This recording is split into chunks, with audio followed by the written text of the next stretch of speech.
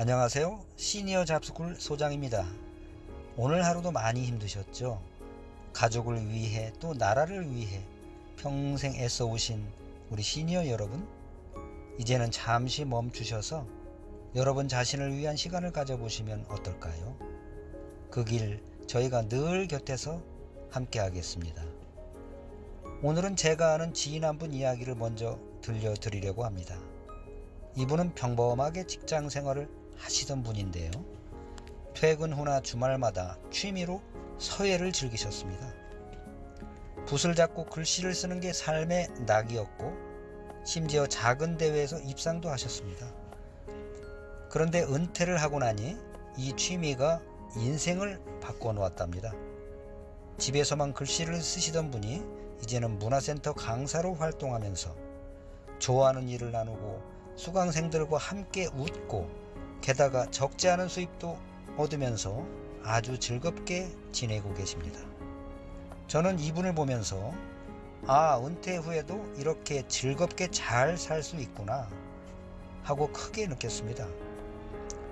그래서 오늘 시니어 여러분께 도서관, 문화센터, 주민센터 강사로 제2의 인생을 사는 방법을 알려드리려고 합니다. 자, 시작하기 전에 구독과 좋아요 눌러주시고 끝까지 들어보시면 여러분께 큰 도움이 되실 겁니다. 여러분, 문화센터나 주민센터에 가보시면 다양한 강좌가 열리고 있죠. 노래교실, 라인댄스, 요가, 서예, 스마트폰 활용, 글쓰기, 영어, 그림, 심지어 유튜브 시작하기까지 이런 수업들을 맡아서 가르치시는 분들이 바로 평생교육 강사라고 부릅니다. 대단한 학위가 없어도 내가 좋아하는 취미나 전문성을 살려 강의를 할 수 있다는 게 특징입니다. 도서관에서는 인문학이나 글쓰기, 독서 지도가 많고 문화센터에서는 요가, 공예, 그림 같은 생활 취미가 주로 열립니다.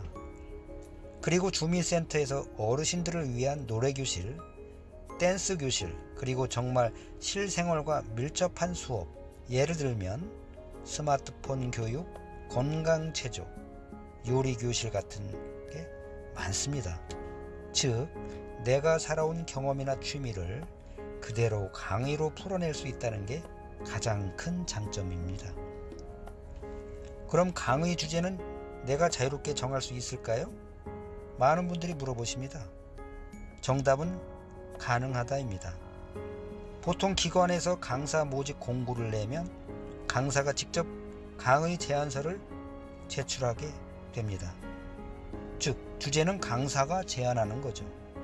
예를 들어 서예, 캘리그라피, 스마트폰 금융 앱 활용, 시니어 건강체조, 외국어, 글쓰기, 역사 이야기 등 다양하게 제안할 수 있습니다. 물론 기관의 방향성과 지역 주민들의 관심사에 맞아야 개설이 되지만 기본적으로는 내가 원하는 주제를 자유롭게 제안할 수 있다고 보시면 됩니다.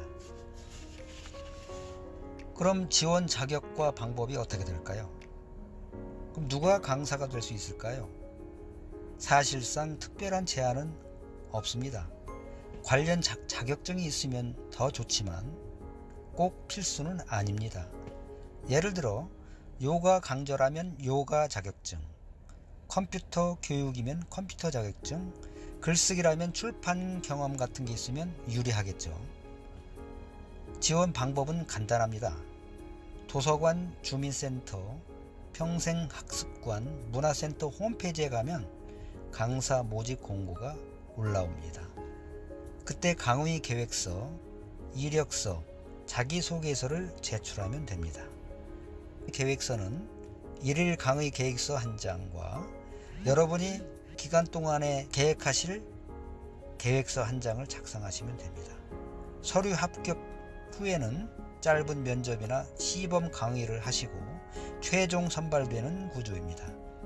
강사 결혼이 수시로 발생하니 서류를 준비하셨다가 모집 공고가 나면 그때그때 지원하시면 됩니다. 자, 여기서 중요한 건 경쟁률입니다. 인기 있는 강좌는 경쟁이 치열하겠죠.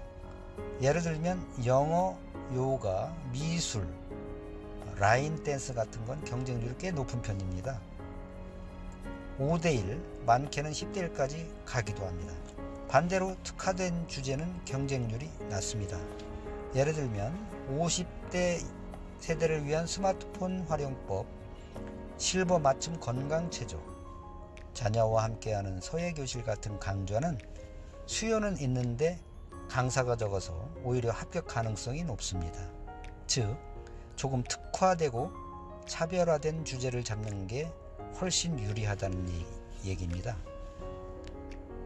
자, 그럼 수입은 얼마나 될까요? 각 지역별, 센터별 조금씩 차이가 있다는 점 먼저 말씀드리고요. 통상적인 수입을 말씀드리면 주민센터나 도서관은 보통 시간당 4만원에서 7만원 정도 줍니다. 문화센터는 조금 다릅니다. 수강료의 절반 정도를 강사가 가져가는 구조입니다. 실제 사례를 하나 말씀드리면 한 지인은 주민센터에서 스마트폰 활용 강좌를 주 2회 2시간씩 진행했는데요. 수강생이 20명, 3개월 과정 수강료가 5만원이었습니다.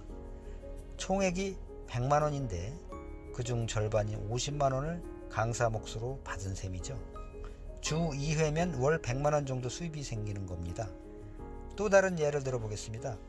문화센터에서 요가 강사를 하시는 분은 수강생 30명, 수강료 8만원일 때 총액이 240만원이었고 이 중 절반인 120만원을 받았습니다. 이걸 여러 강좌로 병행하면 월 200만원 이상도 가능합니다.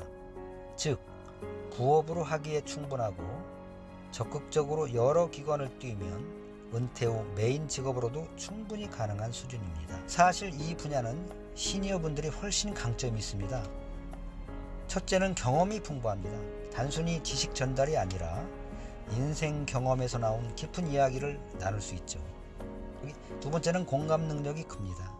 비슷한 연령대 수강생들과는 훨씬 소통이 잘 됩니다. 마지막으로 여러분들은 오래 할 수 있습니다.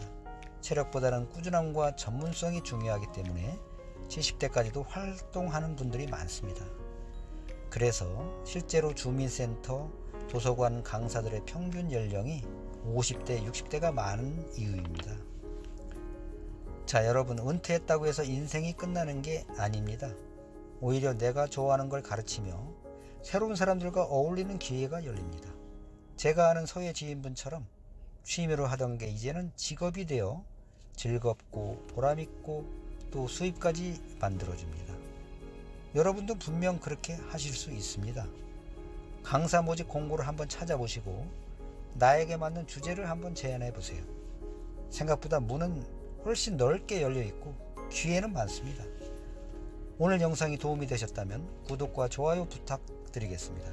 다음에도 시니어 여러분께 힘이 되는 직업 이야기를 들고 오겠습니다.